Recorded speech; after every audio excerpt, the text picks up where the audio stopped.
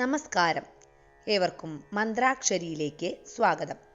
ഭഗവത്ഗീത യഥാരൂപം അധ്യായം 3 ശ്ലോകം 42. ഇന്ദ്രിയാണി പരണ്യാഹൂരിന്ദ്രിയേഭ്യഃ പരം മനഃ മനസ്സസ്തു പരാ ബുദ്ധിർയോ ബുദ്ധേ പരതസ്തു സഹ.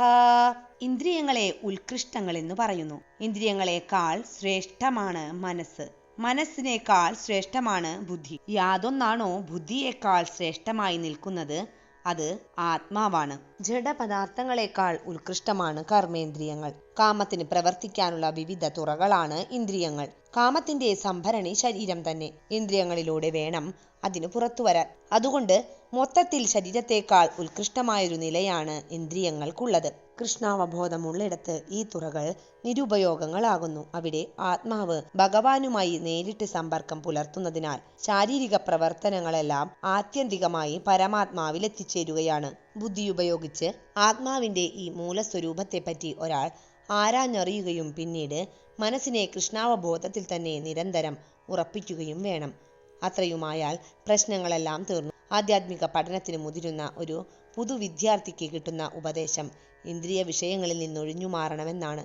കൂടാതെ ബുദ്ധി ഉപയോഗിച്ച് മനസ്സിന് കരുത്തുണ്ടാക്കണം. ഭഗവാന് സ്വയം സമർപ്പിതമായി ബുദ്ധി കൊണ്ട് മനസ്സിനെ കൃഷ്ണാവബോധത്തിൽ ഉറപ്പിച്ചാൽ ആ മനസ്സ് തനിയെ കരുത്തുറ്റതായി തീരും. ഇന്ദ്രിയങ്ങൾക്ക് എത്രമാത്രം ശക്തിയുണ്ടെങ്കിലും ശരി, അവ വിഷപ്പല്ലുകൾ നഷ്ടപ്പെട്ട പാമ്പുകളെ പോലെ നിർവീര്യങ്ങളായി പോകും.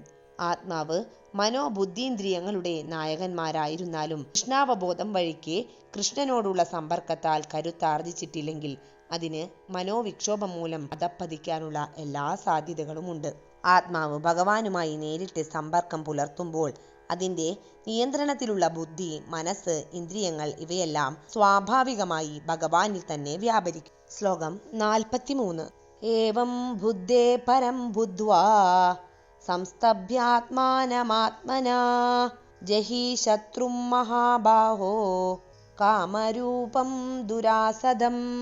മഹാബാഹോ, ഭൗതികങ്ങളായ ഇന്ദ്രിയങ്ങൾക്കും മനസ്സിനും ബുദ്ധിക്കും അതീതനാണ് താനെന്നറിഞ്ഞിട്ട് ദൃഢനിശ്ചയത്തോടെയുള്ള ആത്മീയ ബുദ്ധിയും ആത്മീയ ശക്തിയും കൊണ്ട് മനസ്സിനെ ഉറപ്പിച്ച് അദമ്യനായ കാമമെന്ന ശത്രുവിനെ കീഴടക്കുക. താൻ എന്നേക്കും ഭഗവാന്റെ സേവകനെന്നറിഞ്ഞുകൊണ്ട് കൃഷ്ണാവബോധത്തിലെത്താനുള്ള വഴിയാണ് ഈ 3-ാം അധ്യായം നിർദ്ദേശിക്കുന്നത്.